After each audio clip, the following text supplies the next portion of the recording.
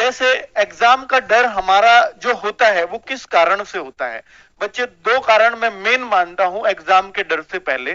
दो कारण होते हैं। एक तो अंत समय तक आप पढ़ते रहते हो। बेटा आप किताब खोलोगे ना, पेपर के एक दिन पहले मैं मानता हूं कि पढ़ाई कम कर देनी चाहिए या बिल्कुल बंद कर देनी चाहिए। मैं ये मानता हूं 24 घंटे पहले। बच्चे ये मेरा अपना वो रहा है जो भी मैं जब भी तैयारी करता था। ठीक है, तो अंत समय तक मत पढ़ो, क्योंकि जब भी आप किताब खोलोगे तो आपको लगेगा यार ये भी छूट गया, ये भी छूट गया। उससे विश्वास डाउन होगा बच्चों, क्योंकि पूरी किताब रटी जानी है नहीं, ये आप भी जानते हो। ठीक है, तो अंत समय तक कभी मत पढ़ा करो। और बच्चों तैयारी करने वाले दोस्तों का संपर्क, ये भी एक बहुत बड़ा कारण है डर का।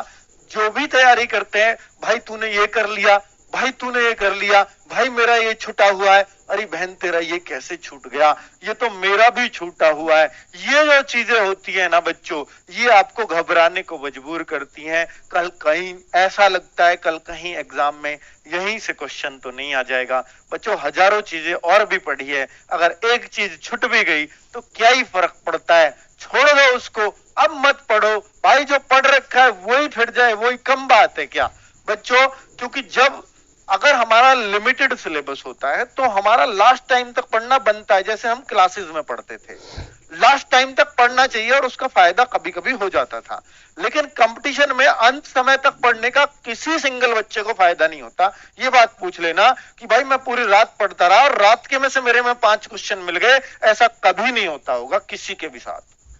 क्लास में हो सकता है, तो वहां पढ़ने का फायदा है कि आप रट्टू तोता बनो और करते रहो।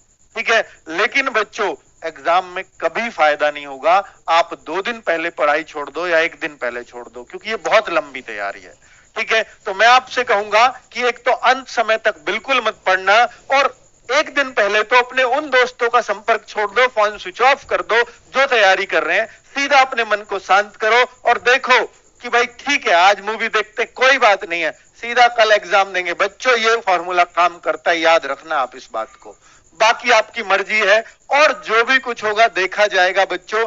अगर मैं आगे बात करूं कि पीईटी एग्जाम, बेटा जो डर लग रहा है बच्चों को वो सिर्फ इन 2 बातों से लग रहा है कि सर एग्जाम इजी आएगा या हार्ड आएगा, सर हम कैसे करेंगे उसको, हमारा क्या होगा। तो बच्चे मैं आपको एक नसीहत यहां देना चाहूंगा कि पैट एग्जाम अगर मैं अपने अनुसार देखूं तो हार्ड आने का मतलब नहीं बनता, क्योंकि जब भी कोई प्री एग्जाम होता है, कोई प्री एग्जाम जिसमें लाखों बच्चों को पास करना है, और जहां पर बच्चों मैं तो ये कह रहा हूं ये पीईटी है, ये तो समूह ग की भर्ती करता है। यूपी में समूह क की भर्ती यानी नंबर 1 भर्ती जिसको पीसीएस बोलते हैं, पीसीएस का भी एग्जाम उठा लेना प्री, वो भी मुश्किल नहीं होता।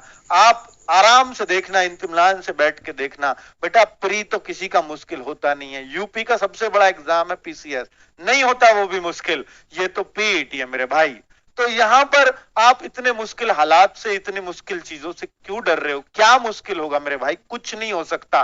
तो आप कहिए एग्जाम इजी आएगा या मॉडरेट आएगा? अब इजी आएगा या मॉडरेट? बेटा इस लेवल की आपने तैयारी कर ली है पिछले 1 से 1.5 महीने में, जो आपने पूरा मेहनत का मादा दिखाया है, और आप हमारे टेस्ट पेपर में 60 के आसपास चल रहे हो, तो बच्चे आप मॉडरेट की तैयारी करके चल रहे हो।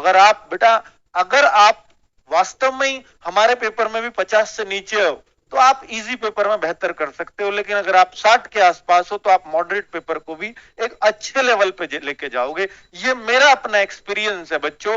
और दूसरी बात बच्चों, आपसे फर्स्ट शिफ्ट वालों से बात कर रहा हूं मैं सिर्फ अभी। फर्स्ट शिफ्ट वाले बेटा एक बात बस मन में रख करके जाना, सिर्फ एक बात एग्जाम हॉल तक लेके जाना कि पेपर चाहे जैसा भी आए हमें अपना बेस्ट देना है। हमें पेपर का डर लेना ही नहीं है, क्योंकि जो हमने पढ़ा है बेटा दुनिया के हर मास्टर ने वो पढ़ाया है। जो हमने पढ़ाया है, जो आपने पढ़ा है, वो दुनिया के हर मास्टर ने पढ़ाया है। मैं मानता हूं बच्चों, मैंने मान लिया हर मास्टर हमारी बराबर पढ़ा रहा है, मान लिया हर मास्टर बेस्ट कंटेंट दे रहा है, मान लिया ये बात भी। तो बच्चे अगर उससे अलग कुछ आया तो वो सबके लिए अलग है। बेटा ऐसा कभी नहीं होता होगा कि इस मास्टर का मिला और इसका बिल्कुल नहीं मिला।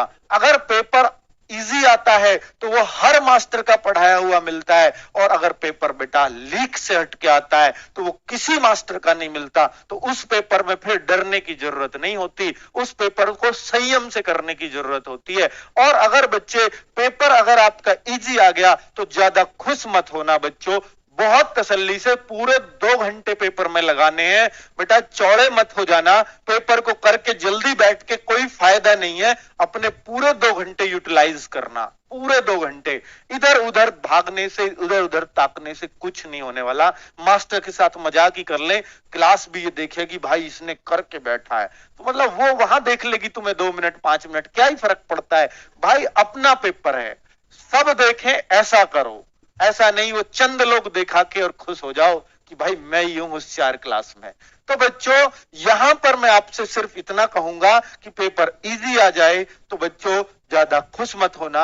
और अगर पेपर मॉडरेट, हार्ड का मतलब नहीं है, अगर पेपर मॉडरेट लेवल का हो तो बच्चे ऐसा हो सकता है कि शुरू के 2-4 क्वेश्चन इतने हार्ड रख दे वो। मॉडरेट में ऐसा अक्सर होता है कि शुरू के क्वेश्चन, मान लीजिए उसने कुछ ऐसा रख दिया कि चलिए जीएस रख दी, जीएस में तो बेटा मैथ रीजनिंग तो हार्ड होते ही नहीं है।